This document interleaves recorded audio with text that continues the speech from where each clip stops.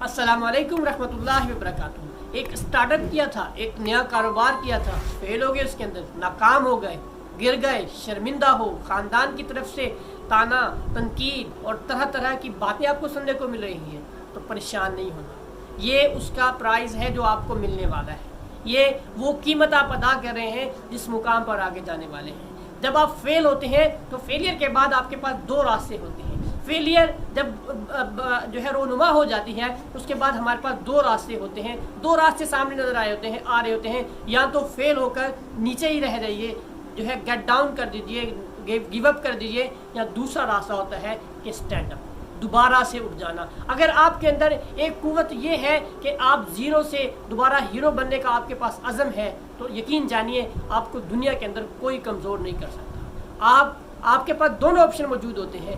आपके पास पहला ऑप्शन मौजूद है कि आप नीचे गिर गए हैं तो आप नीचे ही गिरे रहिए, नहीं उठने की ज़रूरत। और विनर्स का ये एटीट्यूड नहीं होता, विनर्स का ये रवैया नहीं होता कि आप गिरते हैं और अगर गिर कर खड़े हो जाते हैं तो ये है सक्सेसफुल आदमी। ये दुनिया के वो 5% लोग हैं जो 1000 दफ़ा गिरते हैं और उठ के फिर खड़े हो जाते हैं।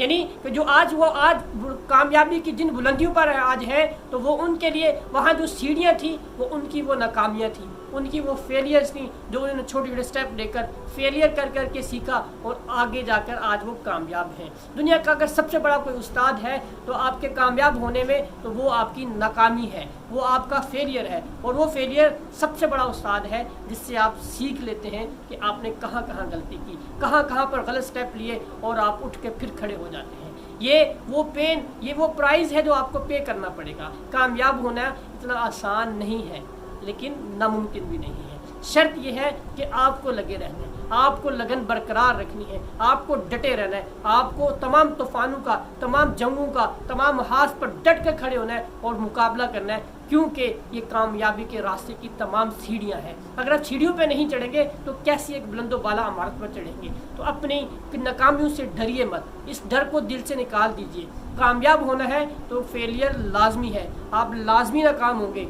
आप ये समझिए कि अगर आपने ग्रेजुएशन करनी है तो स्टेप बाय स्टेप आपको ऊपर जाना है। अगर आप डायरेक्ट आपको ग्रेजुएशन के एग्ज़ाम के लिए आपको बिठा दिया जाएगा तो आप पीछे का जो टाइम पीरियड है, जो पीछे का सिनेरियो है, आप उसकी वैल्यू भूल जाएंगे। फिर आप नीचे वालों को कुचलेंगे, आपको फेलियर का दर्द ख़त्म हो जाएगा। अगर आप कामयाब होना चाहते हैं तो अपनी फेलियर्स को नोट डाउन करें, लिख के रखें कि कहाँ फेल हुए, कैसे फेल हुए, क्यों फेल हुए। ये 3 सवाल अगर आप अपनी फेलियर से पूछते हैं तो आपको वो जवाब मिलते हैं जो आपको कामयाबी की तरफ धक्का देते हैं। इस सोसाइटी में धक्का देने वाले तो बहुत है, उनमें एक आपका फेलियर भी आपको धक्का देने वाला है जो आपको कामयाबी की तरफ धक्का देता है। तो अपने फेलियर पे परेशान होने की, गमज़दा होने की कोई ज़रूरत नहीं। आज दुनिया में जो बड़े बड़े नाम हैं, जो कामयाब हुए हैं, उनमें हमारे अंबिया इकराम, सालफीन, औलिया इकराम और आज की दुनिया के मॉडर्न लोग जो है दुनियावी लिहाज से कामयाब हैं, इन सब ने पहले बहुत सारी नाकामियों का जो है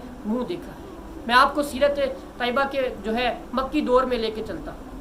आप सल्लल्लाहु अलैहि वसल्लम ने ऐलान किया कि मैं रसूलुल्लाह हूँ, मैं दीन हक लेकर आया हूँ। तो देखिए लोगों ने कैसे कैसे उनको रिजेक्ट किया, कैसी कैसी नाकामियाँ उनके जो है ना उनके सामने आई, कैसे कैसे जो है ताने तनकीद, जादूगर, पता नहीं किस किस लक़ब से उनको नवाजा गया, लेकिन आप रुके नहीं, क्योंकि आपका मकसद क्लियर था।